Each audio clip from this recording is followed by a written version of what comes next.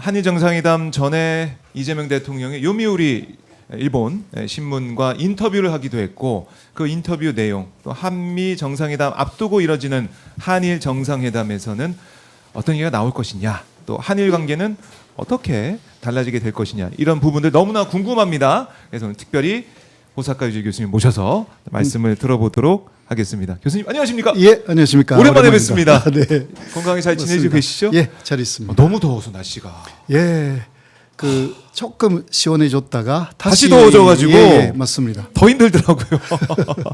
건강 잘 챙기시길 바라겠고요. 바로 이제 얘기를 좀 나눠보면 이재명 대통령 어떻게 보면 첫 대면 언론 인터뷰를 요미우리 신문과 하게 됐습니다. 네. 딱 요미우리 신문과 인터뷰했다 이 얘기 듣고 어떤 생각하셨어요, 교수님? 요미우리 신문은 한국에서 말하면 조선일보라고 할 수가 있습니다. 보수의 대표적인 보수의 대표적인 신문. 신문인데 네. 거기서 관심을 굉장히 가졌다라는 면에서도 이재명 대통령을 좀 객관적으로 보자라는 게 일본 쪽에 특히 요미우리의 생각이고 예. 지금까지 일본의 많은 언론들은 이재명이라고 하면 일본에 대한 강경파, 예, 일본에 대해서 강경파. 예, 일본에 대해서. 예. 그러니까 한일 관계가 다시 굉장히 안 좋아질 것이 아닌가라는 우려가 쭉 있었죠. 그런데 여러 언론들이 분석을 해보니 네. 이재명 대통령은 그냥 뭐 일본에 대해서 아주 안 좋은 것은 아니다라고 바뀌었어요. 사실 그 실용주의를 내세우는 사람이다. 예, 뭐 이재명 대통령 자체로 그렇게 말하고 있고, 그렇죠. 그리고 이념형이 아니다. 그러니까 운동권도 아니었고 현재까지 일본에 대한 강경적인 발언은 오히려 한국 군내의 지지자들에 네. 대한 어필. 그런 것이 강했을 가능성이 충분히 있다. 그리고 이번에 그 요미우리의 기사에도 많이 나왔는데 그 요미우리 쪽에서 그리고 일본 사람들이 관심을 갖는 부분은 이재명 대통령이 굉장히 고생을 했다라는 부분이죠. 고생을 했다는 부분에 관심을 가져요. 예, 소년공 시절이 있었고 굉장히 고생하면서 공부를 하여서 네. 그래서 그 인권 변호사가 되었다. 변호사. 예. 그래서 어려운 사람들의 마음을 이해할 수 있는 사람이다. 이런 식으로 또 보도를 하는 언론들이 늘어나기 시작했고요. 생각보다 좀 정말 호의적으로 보도를 하고 있네요. 그러니까 일본은 그 조금 관심을 가지면 집중적으로 거기에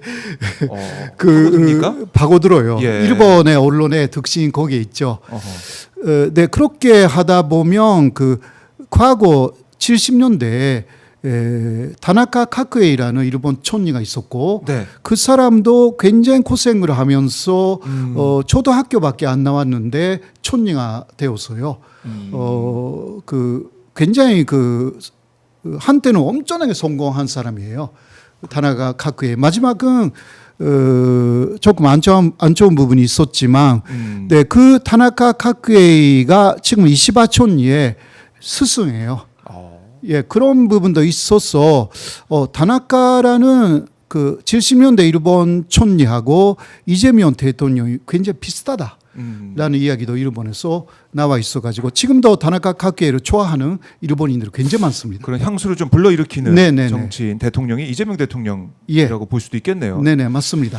그러니까 사실은 윤석열이 그동안 일본에 뭐 어떻게 보면 다 이제 퍼주는 그런 네, 모습을 네. 보였기 때문에 일본 국민들 입장에서는 좋은 시절 다 갔다 이런 판단을 할 수 있을 것 같은데. 네, 그런 걱정이 쭉 있었어요.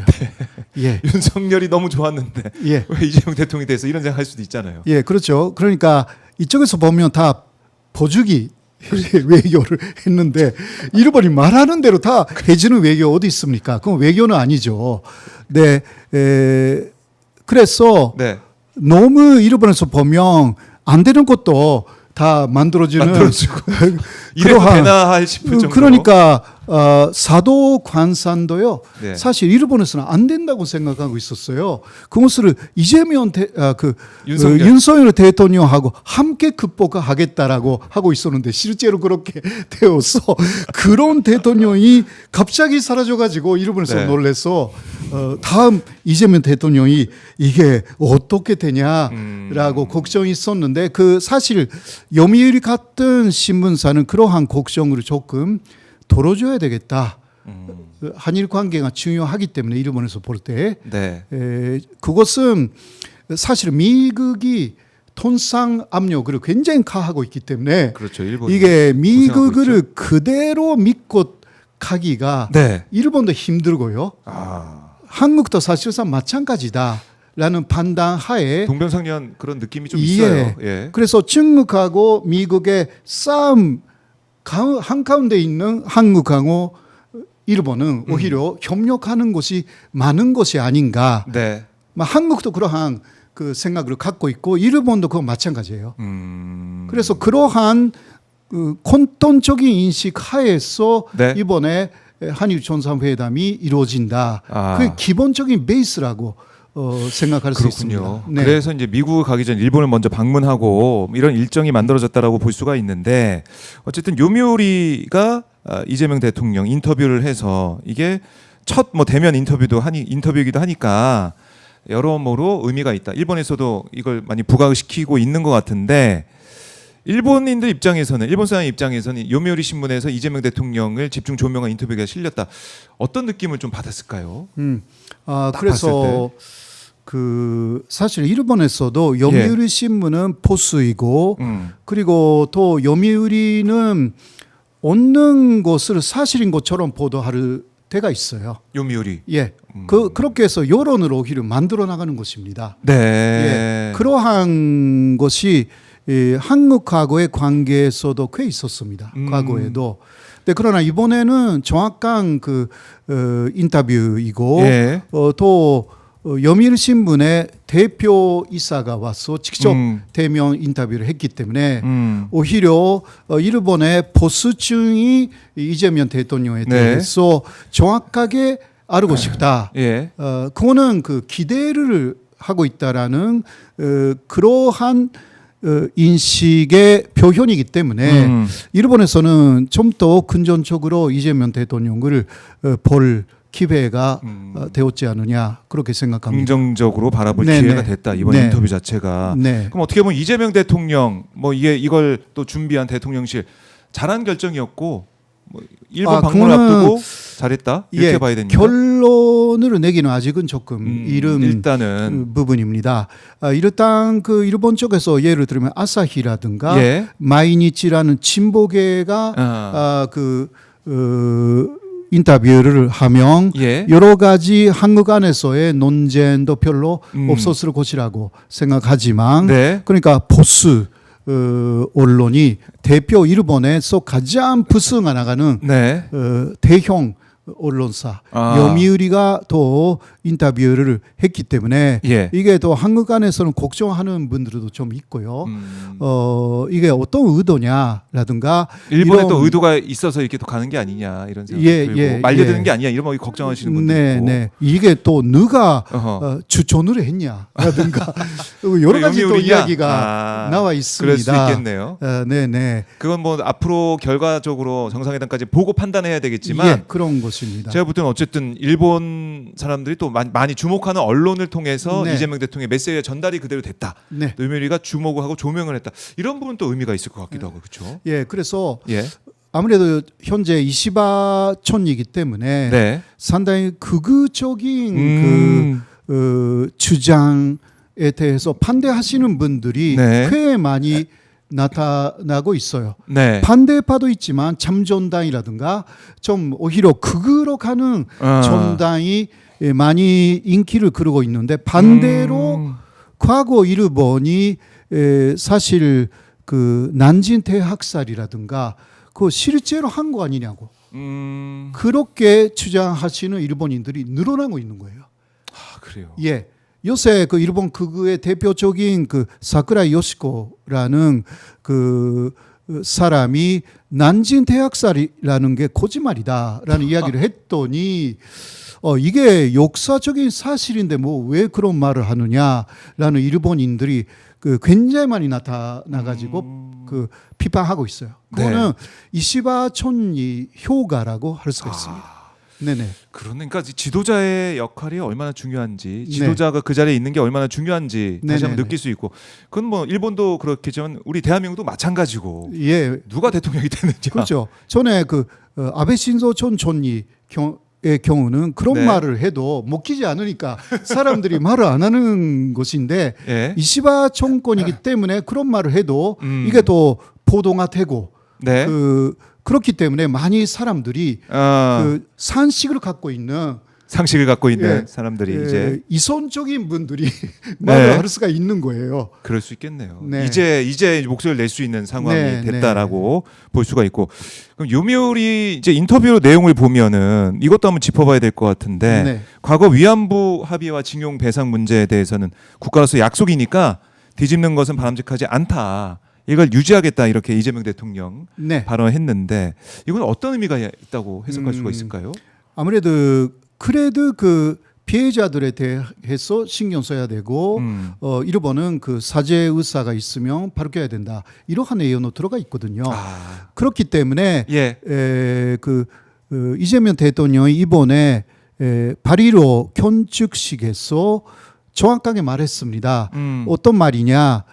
과거를 직시하여서 그 도대 위의 미래에 지향적인 한일 관계. 그러니까 이 기조로 가는 거죠. 사실 그 노태우 대통령이 일본에 가서 1990년이었나 천삼회담을 했을 때에 처음으로 미래 제한적인 한일 관계라는 말이 양쪽에서 나왔습니다. 그때 그러나 노태우 대통령도 정확하게 이야기한 것은 과거를 일본은 직시해야 된다. 과거를 해결한 다음에 미래 제한적인 한일 관계다. 그런데 그러한 프레임가 쭉 있었어 일본 쪽에서도. 그러나 아베 신조 총리 시절이 돼가지고 미래 제한적인 한일 관계만이 남고 과거로 직시한다가 사라집니다. 그런데 한국은 그 부분을 또 계속 주장하지 않았기 때문에 한국도 좀 미래 제한적인 라는 그거만 이야기하게 됐어요. 그런데 그것을 다시 한번 되돌리는 정확한 말씀을 그때 이재명 대통령이 한 거거든요. 근데 이시바는 그것을 수용할 수 있는 사람이고, 그래서 이시바도 같은 날 일본에서는 뭐 주도식이 있는 그 패전이죠. 전전이라고 하지만 일본에서 그 80주년 주도식에서 과거의 전쟁에 대해서 반성 그리고 교훈을 일본은 얻어야 된다. 13년 만에 반성이라는 말을 썼습니다.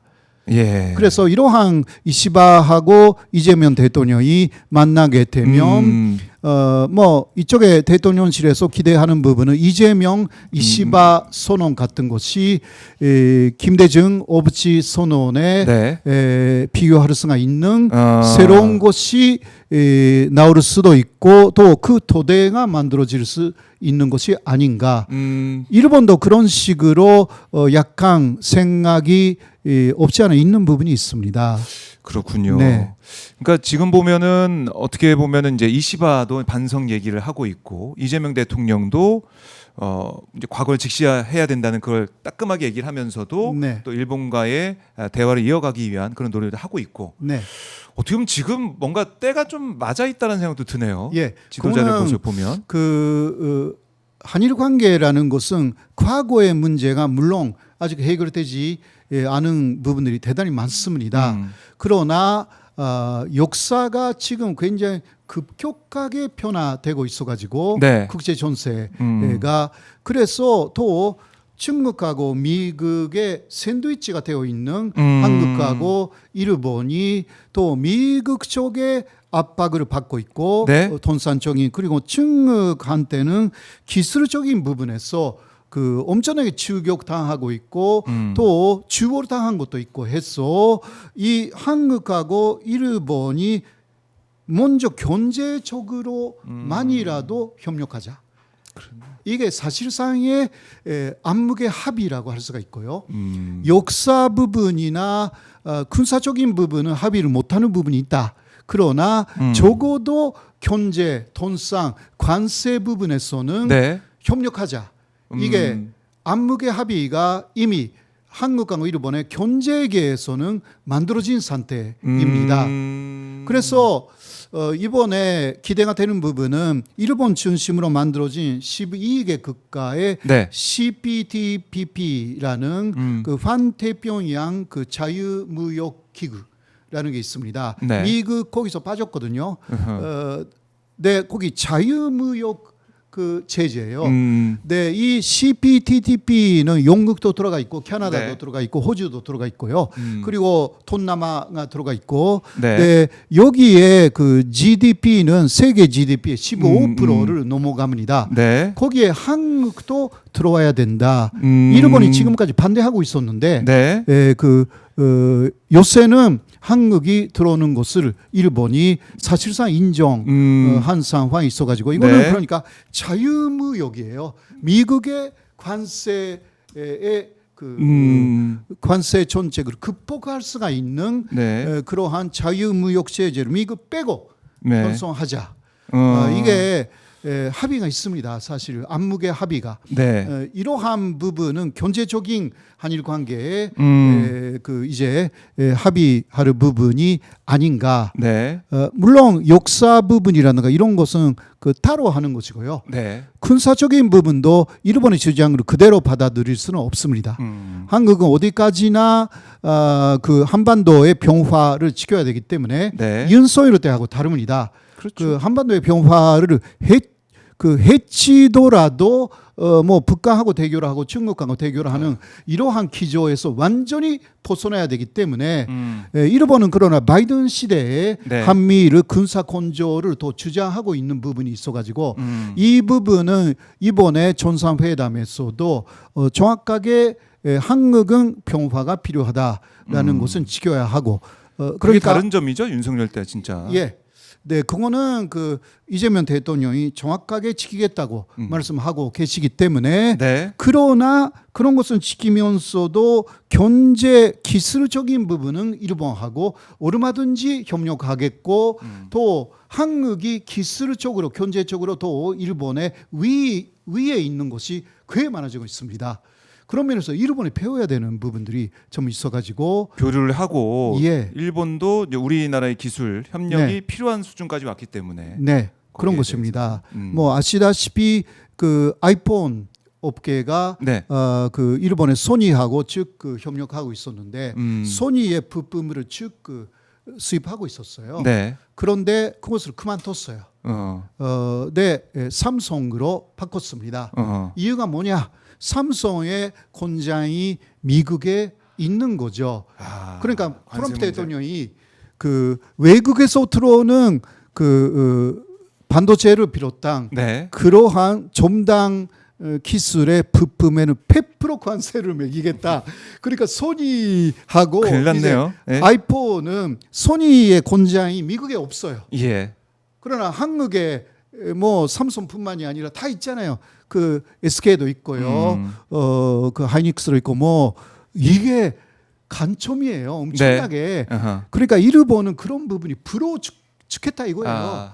예, 그런 있겠네. 부분이 있어가지고 어떤 면에서는 그 경제적인 협력 부분은 한국이 위에 있는 부분들이 많아가지고 일본이 좀 배워야 되겠다라는 거 이시바도 배우고 싶은 부분들이 있어요. 예.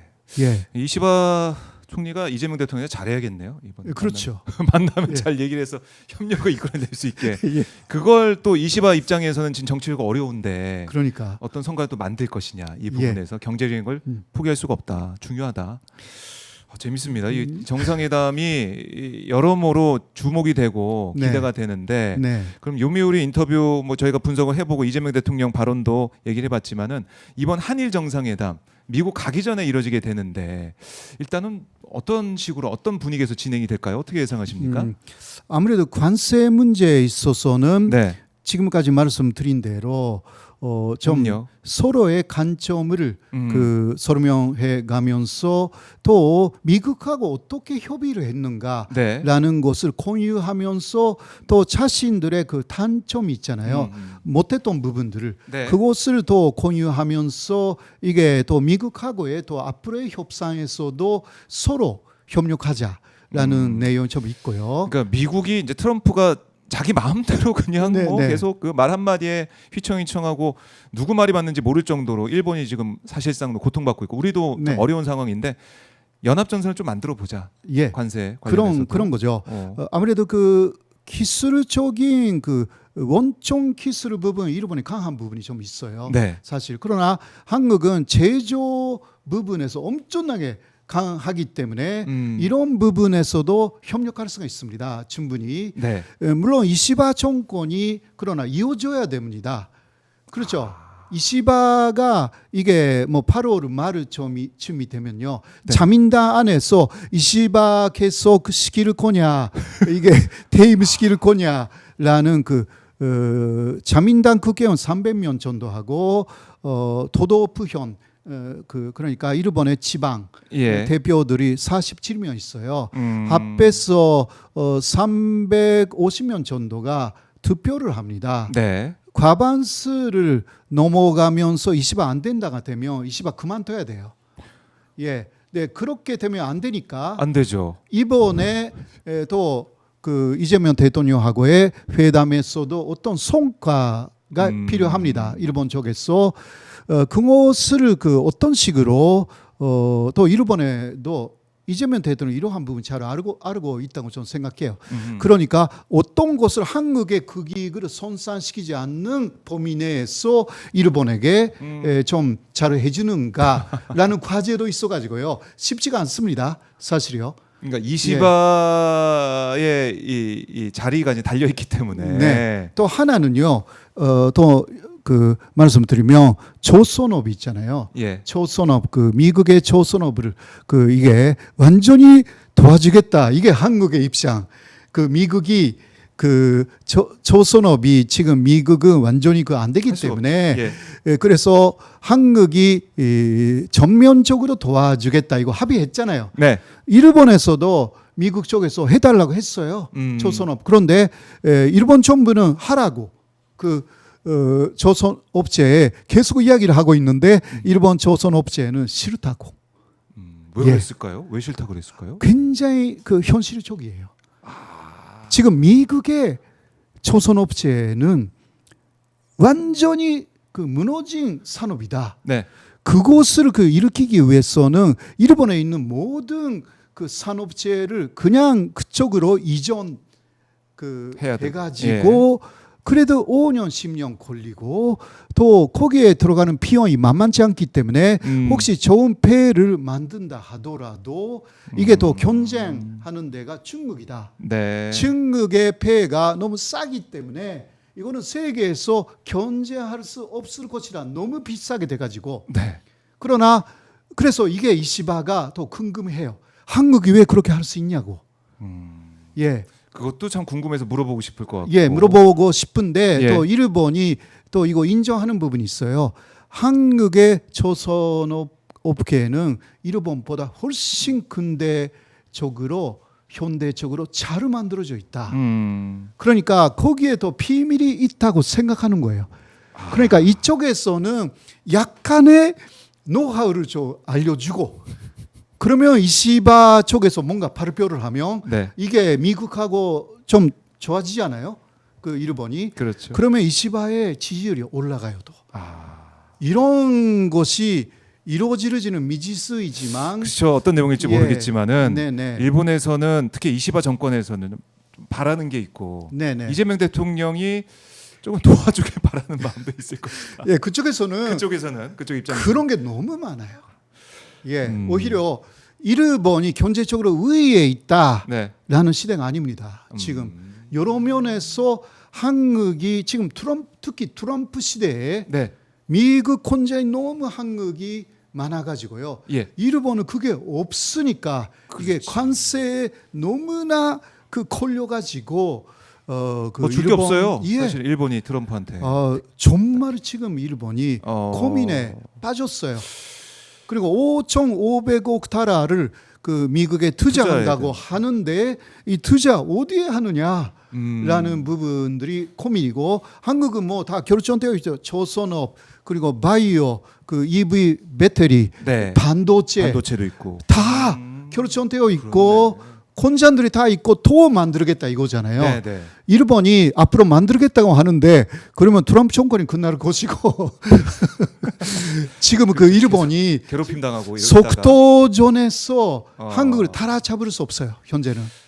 그렇구나. 그러니까 네. 일본은 지금 제가 볼 땐 제 느낌은 이시바 총리는 이재명 대통령이 와주는 것만 해도 너무 좋을 것 같고 예. 너무 그러나 폼을 잡아가지고 폼을 잡아가지고 일본이 뭔가 그 잘을 해준 그 한일 관계에서 뭔가 얻은 것처럼 일단 만들어야잖아요. 그렇죠. 이러한 부분에서 좀 조심해야 되는 부분도 있어요. 우리가 뭐 그렇다고 우리 국익을 훼손하면서 할 수 없으니까. 그러니까 군사적인 부분은 정확하게 일본, 한국, 필리핀 여기는 하나의 전쟁 지역이다라는 이야기를 했지 않습니까? 그렇죠. 원시하다.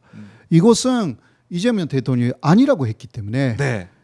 그 한반도는 하나의 시아타이고 또 필리핀 쪽은 또 하나의 시아타이고 예. 일본 중심으로는 또 하나의 시아타가 있기 때문에 세계 전도의 시아타로 나누어지고 있는 게 현실이다라는 게 이쪽의 입장이거든요. 예. 그러나 일본은 그 병화 헌법에 한계가 있기 때문에 대만 유사시에는 한국군을 일본 오히려 활용하고 싶은 마음이 있어가지고 이게 하나의 전쟁 구역이다 이런 식으로 이야기를 하는데 이거는 절대 한국에서는 수용할 수가 없는 내용입니다.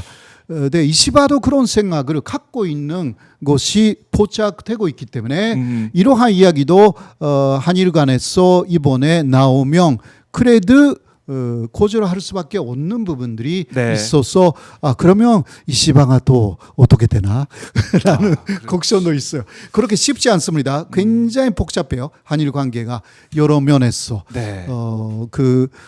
그래도 일단 한일 관계의 경제적인 부분에서의 발전은 가능할 것 같습니다. 협력. 뭐 그것만으로도 이시바 정권에서는 이거 성과다라고 얘기할 수 있는 부분이 있을 것 같고 그게 지금 초점이니까 어떻게 보면 경제적인 관세 협상 이 부분이기 때문에 한일 정상회담이 아마 그 경제적인 부분에 또 맞춰지지 않을까 생각이 들고 맞습니다. 네. 뭐 지금 언론에서는 우리나라 언론도 그렇고 한일 공동선언 새로운 공동선언이 나오냐 이거 좀 지켜보고 있습니다. 예. 새로운 공동선언.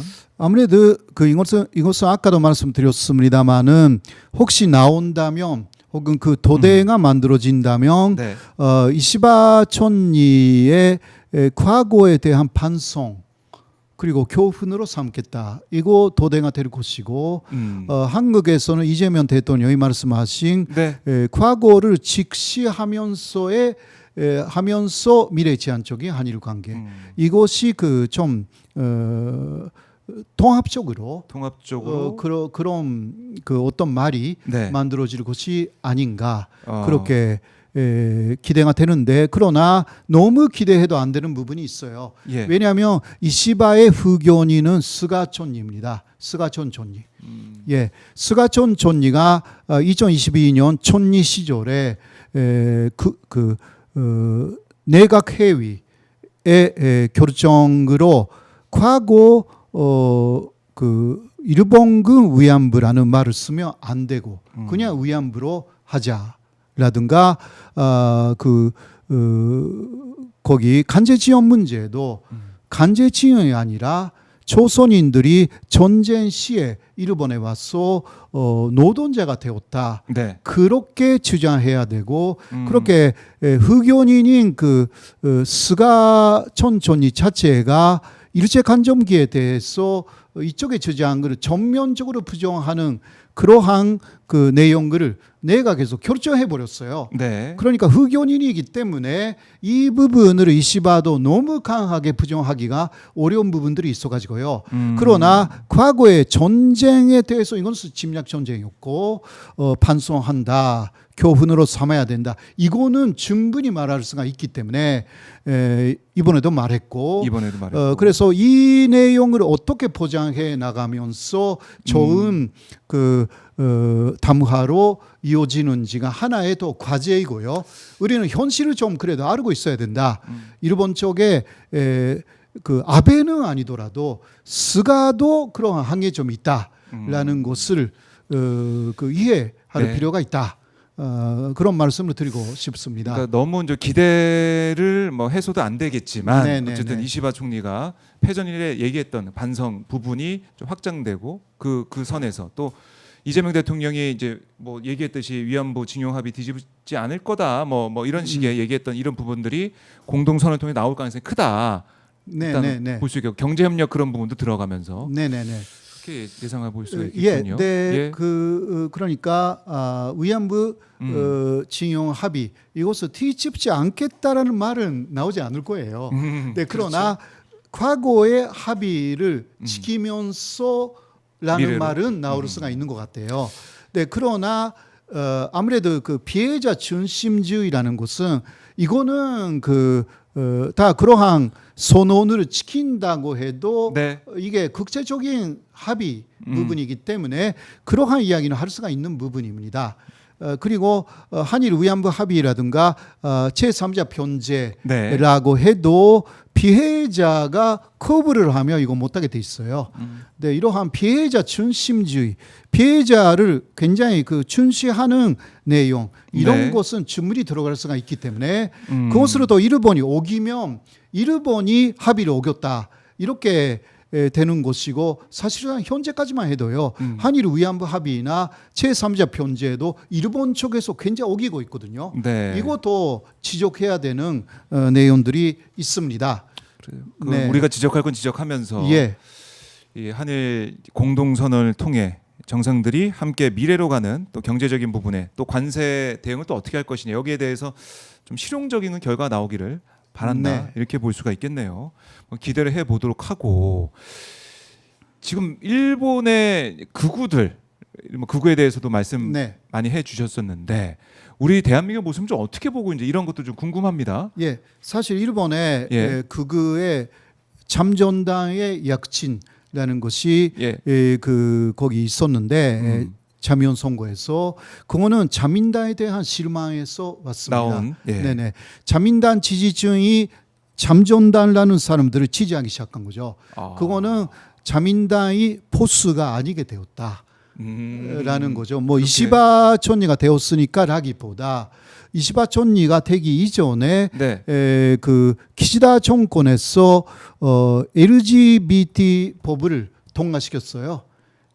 그러니까 통성애라든가 인정하자라는 내용. 그러니까 자민당은 이제 포스가 아니다. 이런 식으로 간 사람들 굉장히 많거든요. 오히려 그럼 극우가 좀 더 힘을 얻고 있다. 어떻게 보면 그 사람들 그쪽으로 뭉치고 있다는 생각이 드네요. 그런데 극우가 그냥 극우라기보다 그 사람들의 기본적인 주장은 일본 정부가 국민들을 너무 세금이라든가 공공요금이라든가 이게 합해서 국민 부담율이라고 합니다. 그것으로 괴롭힌다. 국민 부담율이 지금 47% 정도. 그러니까 30만 엔 가져가면 그 월급의 47%는 국가나 공공지자체에 내야 되는 게 일본의 현실입니다. 한국은 세금하고 공공요금 기타 내야 되는 것이 40% 정도이고요. 그러니까 그 극우라는 사람들이 거의 비슷하게 이야기하는 것은 이 국민 부담율을 감세도 하고 모든 것을 합해가지고 일본인들이 내는 것을 35% 이하로 하겠다. 이게 목표 들어가는 것입니다. 그의 극우적인 주장 이상으로 그 사람들이 그러니까 포퓰리스트예요.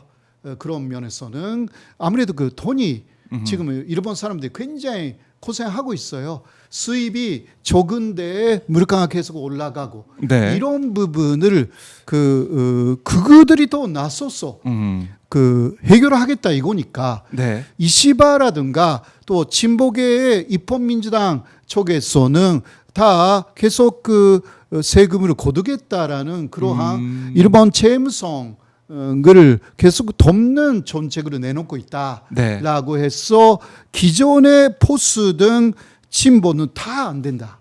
이게 일본의 새로운 극우가 등장하고 결국은 일본 국민의 생활을 다 가장 생각하는 것은 우리 새로운 극우들이다. 이게 목표 들어가요. 그래요. 예, 이것입니다. 이게 뭐 사상이 어떻다, 예. 그 과거 일본이 그 전쟁도 잘했다, 뭐 그런 이야기도 하지만 네. 가장 중심은 부담율을 도로줄이 주겠다. 아, 그런 면에서 예. 극우가 또 힘을 얻고 있다.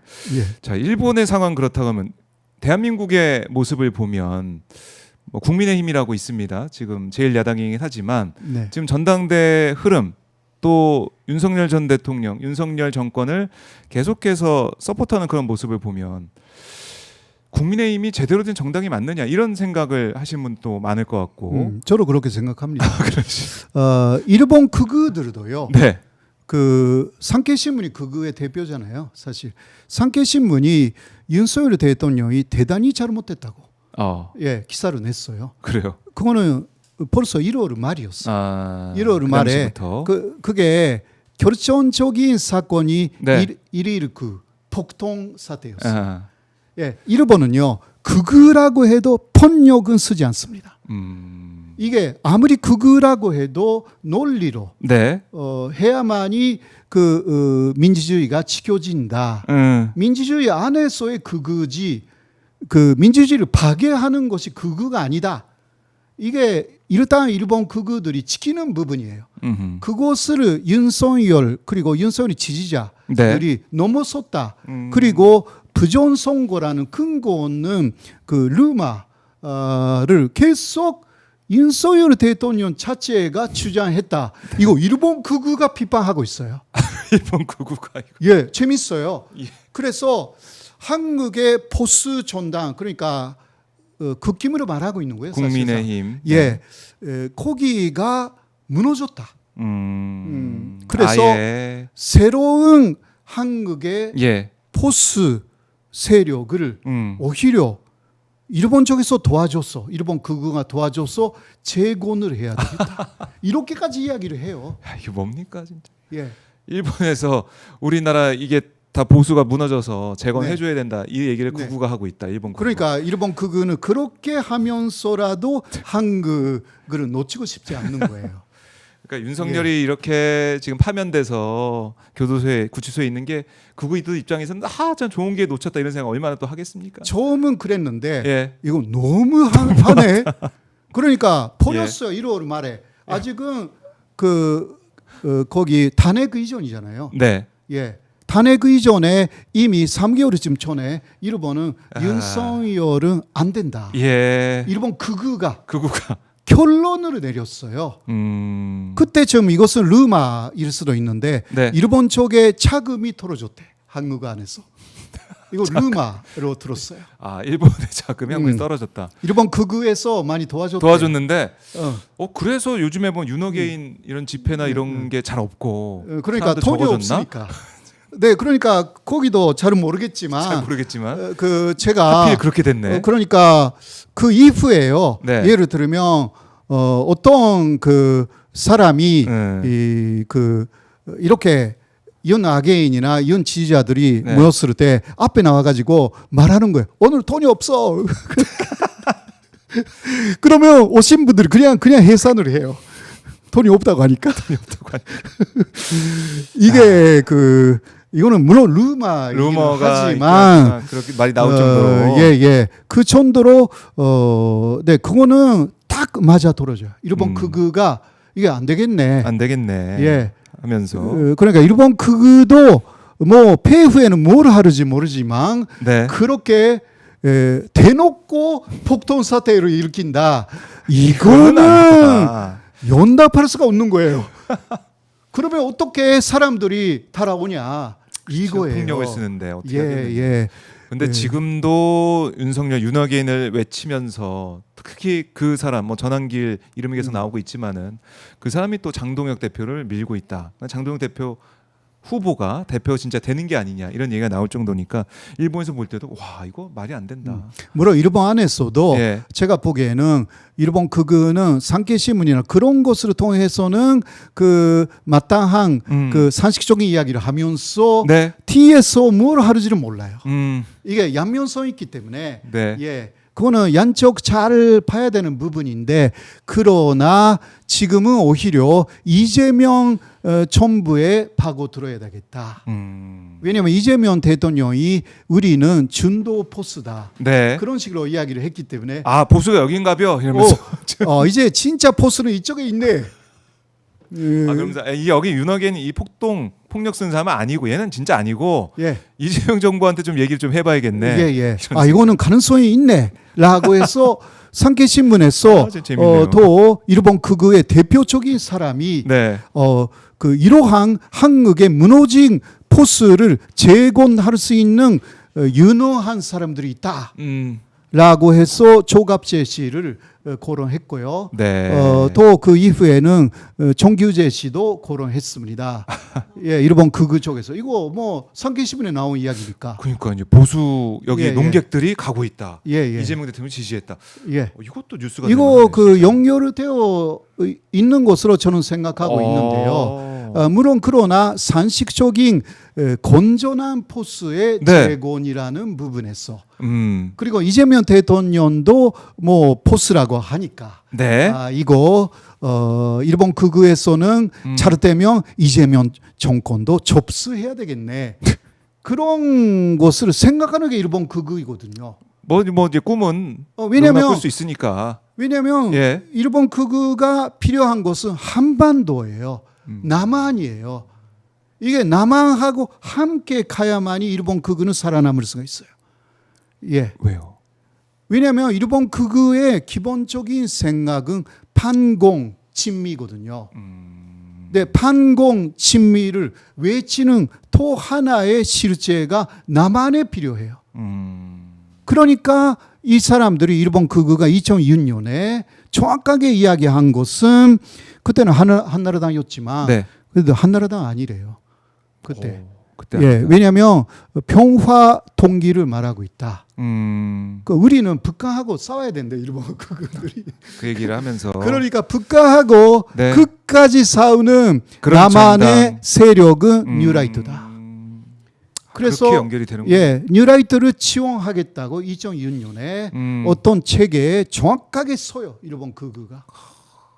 그래서 그 당시에 뉴라이트가 정말 엄청 뭐 바람이 불었었어요. 그 당시에. 그러니까 그 다음 해 2007년 이명박 대통령을 지원하는 단체 중 아주 큰 게 뉴라이트 맞아요. 연합이었죠. 뉴라이트 출신 국회의원도 등장을 했었고 당시에 네네네. 기억이 납니다. 그렇게 또 연결돼 있고 예. 그런 일본의 야욕을 우리가 항상 경계하면서 네네. 뭐 물론 이번에 이시바 총리와의 정상회담도 결과 좋게 나와야겠지만은 그런 극우의 목소리는 항상 경계하면서 우리가 제대로 그 판을 보고 있어야 된다. 그러니까 일본 생각. 극우들은요 예. 전략적이에요. 예. 그냥 주먹으로 네. 휘두르는 사람들이 아니에요. 한국은 전략적으로. 주먹으로 휘두르는 사람들이 좀 있지만 일본 극우는 너무나 곤작을 하는 거예요. 공작을 한다. 곤작이에요. 이거는 일제강점기부터 일본이 해왔던 수법이기 때문에 이거 잘 알아야 되는 거예요. 그거는 그러니까 일제강점기 이전에 1905년쯤부터는 일친회를 만들었고 그건 일본 극우들이거든요. 예, 그런 식으로 자신들하고 통하는 세력을 한반도에 어떻게 만드는가라는 것이 주된 일본 극우들의 생각이고요. 예, 항상 그러니까 일본은 외세로서 완벽하게 들어오지는 못하지만 여기에 친일파 혹은 친일 세력을 만들어 가지고 그 사람들을 통해서 한국을 움직인다. 네. 물론 일제 강점기에는 일본이 다 들어왔지만 그 이전 그리고 그 이후는 일본이 직접적으로 못하니까 그래도 한반도는 중요하다. 네. 한반도 특히 현재는 남한을 잃어버리면 일본이 고립된다. 항상 있습니다. 그래요. 그러면은 이제 윤석열이 이렇게 뭐 사라진 이런 상황들, 일본 극우도 입장에서는 참 안타까운 기회를 놓쳤다 이런 생각할 수도 있을 것 같고. 네, 그러나 그것을 끝나지 않는다. 일본 극우 그리고 일본의 강경 포스의 입장 항상 남한이 필요하고 한반도가 필요하고 계속 호시탐탐 예. 노릴 것이다. 그거는 메이지 시대부터 똑같습니다. 메이지 그래요. 시대부터. 그걸 잊으면 안 되겠네요. 아주 옛날에로 가면 네. 임진왜란도 마찬가지입니다. 한반도를 발판으로 해가지고 중국으로 간다. 예. 이게 또 그 2차 세계 대전 태평양 전쟁도 한반도를 발판으로 그 만주를 얻고 그 다음에 중국. 맞아요. 이게 똑같아요. 기본은 똑같아요. 역사가 반복이 됐었는데 예. 이번에 현대를 달리하면서 그러니까 그 윤석열이라는 괜찮은 사람이 있네라고 해서 이게 완전히 그 일본이 말하는 것 다 수용. 그러니까 절호의 기회를 예전에. 얻었다는 생각했을 텐데. 예. 그리고 미국도 그런 한국하고 일본이 예. 사이좋게 되는 것을 원하니까 항상 원했죠 미국은. 예. 그거는 그 뉴라이트다. 뉴라이트가 들어오면 일본 쪽에서 말하는 거 다 수용한다. 이게 한일 관계가 좋아지는 것이다. 이게 한미일 관계가 예. 좋아지는 것이고, 그러니까 한국 안에서 한국의 전체성을 주장하는 네. 이러한 독립운동계 사람들의 목소리 죽여야 되겠다. 이게 뉴라이트예요.